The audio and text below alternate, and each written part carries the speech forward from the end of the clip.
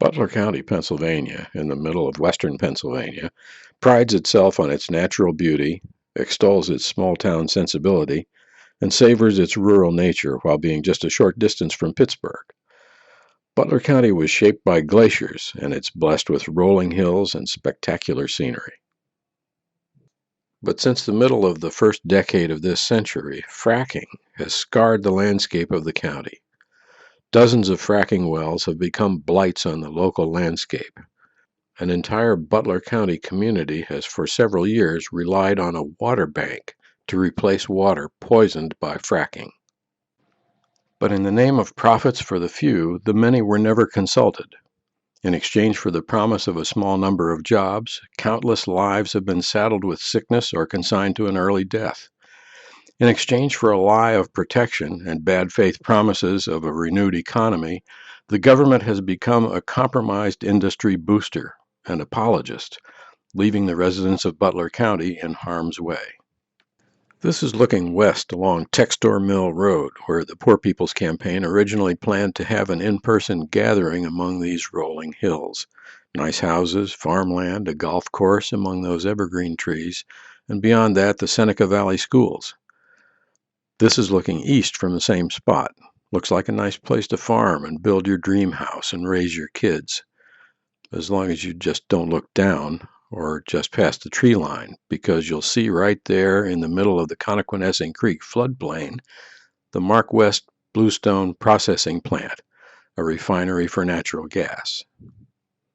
The Mark West Bluestone is home to a rail spur where explosive gas products are loaded into tankers and transferred through communities that have no choice.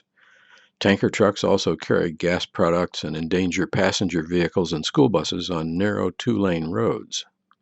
Hour after hour, day after day, toxins belch from shale gas drilling rigs all over the country, and even from the stacks at processing plants like this, poisoning the air, the water, and the ground around the plant. The refinery has turned this once pristine rural landscape into one where the Southwestern Pennsylvania Environmental Health Project recommends that residents should protect themselves against the toxins, keeping doors and windows closed. This assault harms farm animals, inhibits recreation, and makes a mockery of what was once the best imaginable place to run a farm and raise a family. Directly across the road from the Bluestone is the Seneca Landfill, repository for radioactive drilling waste, drill cuttings, solidified drilling liquids, and other garbage of our consumer society. Adjacent to the Seneca landfill, and also right down the road from the school campus, is the right-of-way of the Revolution Pipeline, a pipeline that suffered a catastrophic failure when a portion of it in Beaver County, just a short distance from here, exploded only a week after it opened. One of the many problems with a plant like this is that it's fed directly by pipelines from many fracking sites in the area. Some of these pipelines are indicated by the many white arrows in this satellite photo. Less than a mile and a half away from the Bluestone plant sits the Seneca Valley Secondary School campus, where almost 4,000 students, faculty, and staff spend hours every day during the school year. To what toxins are these students exposed? How will these people be protected in the event of a disaster at the landfill, the Bluestone, or any of the many wells close by?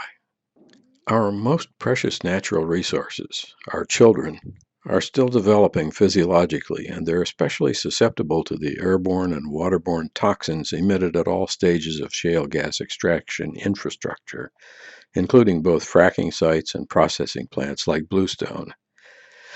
Here in Butler County, 17 fracking sites have been located dangerously close to public and private schools.